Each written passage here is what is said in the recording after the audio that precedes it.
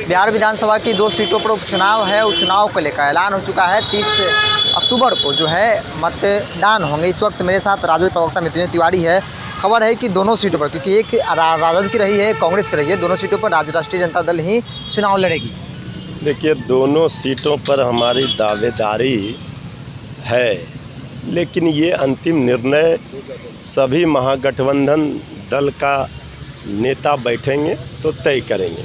लेकिन दोनों सीट पर आरजेडी की दावेदारी है। आरजेडी दोनों सीट महागठबंधन के झोली में कैसे आए, इसके लिए ही ये बात कह रही है।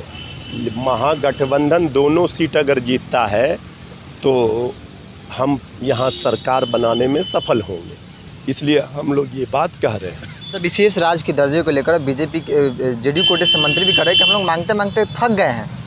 देखिए जी, ये तो नेता प्रतिपक्ष तेजस्वी यादव जी लगातार कह रहे हैं कि आदरणीय नीतीश कुमार जी थक चुके हैं। अब तो जेडीयू भी सरेंडर कर चुकी। तो जो पटना यूनिवर्सिटी को सेंट्रल यूनिवर्सिटी का दर्जा तक नहीं दिला पाए, वो क्या खाक विशेष राज्य का दर्जा दिला पाएंगे। अब तो जेडीयू एक्सपोज हो गई ना कि ये विशेष राज्य के दर्जे पर सिर्फ राजनीति कर रहे थे। इनको बिहार की 13 करोड़ जनता की चिंता नहीं है। सत्ता की मलाई साथ मिलकर खाएंगे, लेकिन केंद्र सरकार से कुछ दिला नहीं पाएंगे बिहार को।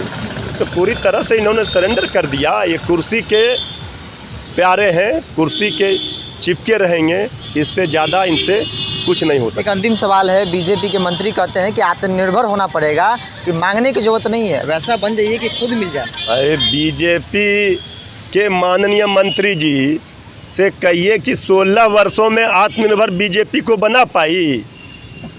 तो आप ना देने वाले बन पाए, ना लेने वाले बन पा रहे हैं।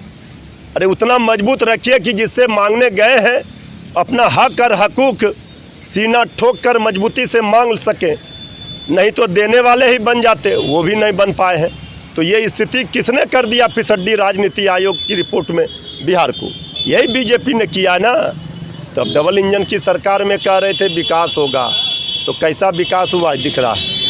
बिल्कुल, उपचुनाव को लेकर जो है वो ऐलान हो चुका है कि 30 अक्टूबर को जो है मतदान होंगे और 2 नवंबर को परिणाम सामने आएगा। लेकिन जो खबर है कि राष्ट्रीय जनता दल ही दोनों सीटों पर चुनाव लड़ेगी, इसलिए कि ताकि दोनों सीट जो है वो राष्ट्रीय जनता दल के खाते में आए और उनकी संख्या बढ़े।